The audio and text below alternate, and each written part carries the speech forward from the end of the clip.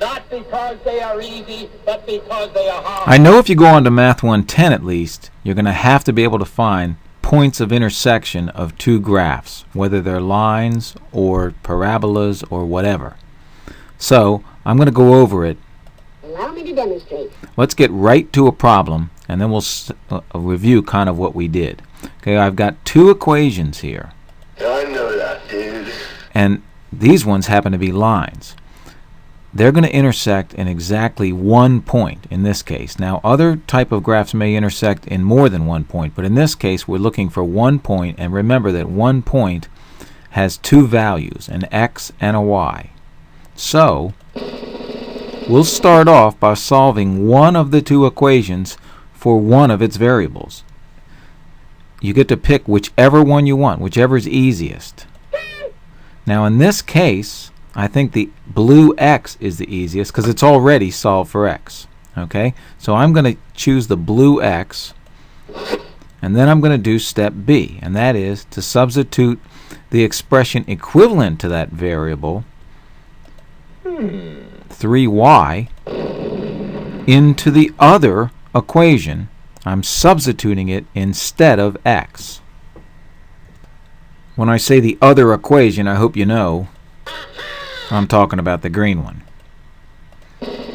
So, let's substitute 3y instead of x into that green equation, and we'll get an equation Hey, that's just crazy enough to work. with only one variable, only y, which we can solve for.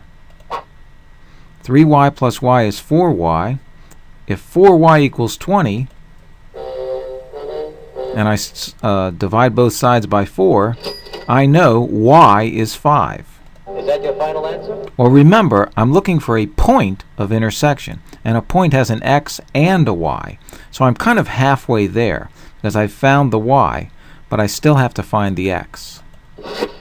So but I have more information now, you see. So what I'll do is take the value of y, which is 5, Excuse me? take the value of y, which is 5, and substitute it in to the original equation instead of y. So instead of y, I'm going to write 5. And now I have an equation with only one variable, and it's the other variable, x, Hey, this is great, man. which I can solve. And x will be Could it be? x will be 15. So the solution to this system, if you would, more than one line, is the point where x equals 15 and y is 5, or sometimes we write the point 15, 5. Not so bad, and we did it without looking at the graphs, which is pretty cool. Wait a minute. Since I went to all that work, and I know this works in the blue equation, I just solved it, I can do that, but I don't want it to. would probably behoove me to check it in the other equation, the green one. Doesn't take much work, does it? Let's put 15 in for x and 5 in for y, and just make sure. You are correct, sir. And I know it works. In fact, I know this is the point where they intersect because this pair works in both equations, and that's the only point that works in both equations, the point where they intersect. What happened? Well, let's go over what we did. If we keep this speed, we'll blow up any minute now. Pay attention. First thing we did was we solved one of the two equations for one of its variables, whichever was easiest. Then we substituted the expression equivalent to that variable into the other equation, and that created an equation with only one variable that we could solve, and we did that. We solved the now single variable equation created by step B. That gave us more information. It told us what one of the variables was, the value. So we substituted that value that we found in step C into either of the original two equations and solved for the other variable. And then don't forget, I can do that, but I don't want to. check your proposed solution. Check your x and your y into both equations. Make sure you didn't make a mistake. If it doesn't work in both equations, you haven't found the point of intersection. Okay? do that again. Okay, this time, let's do it with two graphs or two equations that are not lines. The blue one is going to end up being a parabola, and the green one I know that, dude. is a line because it's of degree 1. There's no exponents. Okay, so we should have, well, we don't know how many points of intersection we'll have. We could have more than one, though, is the point. So, let's begin by solving one of the two equations, either one, for one of its variables. It doesn't really matter which. The green equation looks easier, and probably I'd solve for x, but I want to show you that there's no really wrong answer here. I mean, as far as which to solve for. So this time, I'm going to solve for y, just from habit. I'm used to solving for y. So let's see, I'll subtract x from both sides. And then, that's a negative y. I don't want negative y, I want y. So I'll divide everybody by negative 1, and y will equal x minus 1. That's the first step, to solve for one of the variables. Step B is to substitute the expression equivalent to that variable, which in this case is y. The expression equivalent to that is going to be x minus 1, and I'm going to substitute it into the blue equation. Instead of y, I'm going to put what y is equal to, x minus 1. Now that creates an equation that I should be able to solve. Now what am I going to do? Well, this is a quadratic equation because it has an x squared. But we know how to solve a quadratic equation, but we also know that we're probably going to get two answers. Hey, that's just crazy enough to work. Let's do it. If I distribute that minus 3, I get x squared minus 3x plus 3.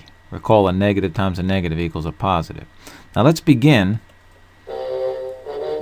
by getting a 0 on one side. So I'll subtract 1 from both sides, and I'll get x squared minus 3x plus 2 equals 0.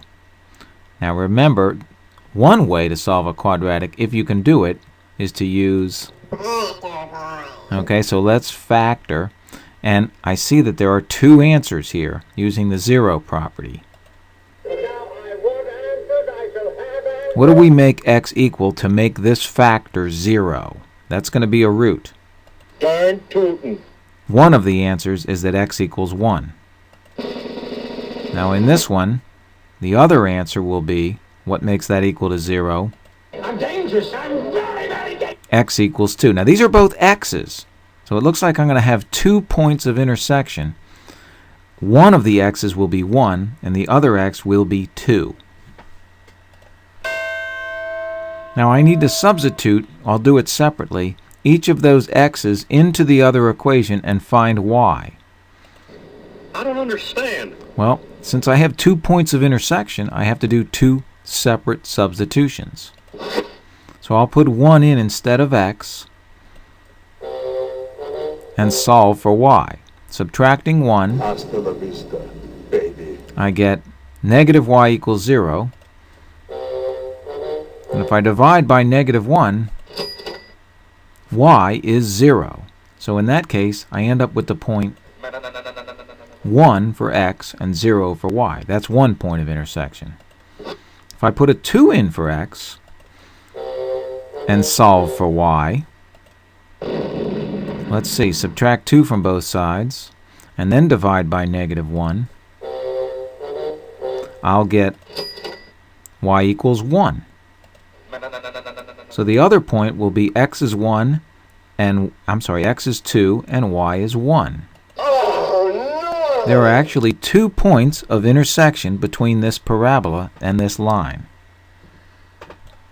Excuse me, Professor Brainiac. Oh, almost forgot the last step. And since I've done twice the work, I'm going to have to check 2 answers into the other equations. Let's put 1, 0 into this. A 1 in for x and a 0 in for y. And I get, son of a gun, 1 does equal 1, so that one checks. I make this look good. In the other point, I put 2, 1. 2 in for x and 1 in for y. Let's see. 2 squared minus 3. 1 does equal 1. That one also checks. So I'm in good shape. They checked. So these are the 2 points of intersection. And you're going to do it because I said Let's so. check it into the original one also, just to make sure. 1, 0. 1 minus 0 does equal 1.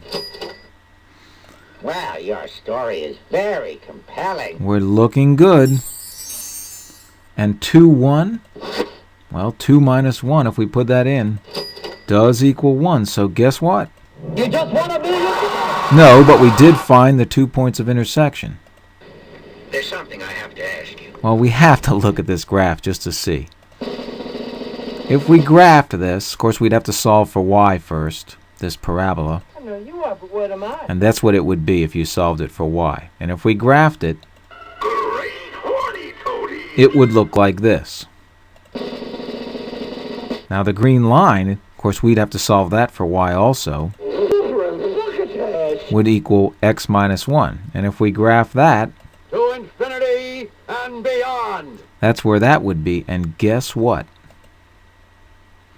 One point of intersection is the point 1, 0, and the other point of intersection is in fact the point 2, 1. So it does work. We didn't need to graph it, but it's nice to see what's going on, isn't it? Alrighty then. So here's what we did in summary. We looked at the 2 equations. We solved one of them for one of its variables. Doesn't matter, whichever's easiest. Then we substituted the expression that that variable was equal to, or equivalent to, into the other equation. And that created a now single variable equation that we solved. When we solve it, we actually get a value for that variable. And then we substitute that value into either of the equations and solve for the other variable. And then finally, very important, after all that work, I can do that, but I don't... check your proposed point. Make sure it works in both original equations. Don't forget, there's another way to check your points of intersection that you found.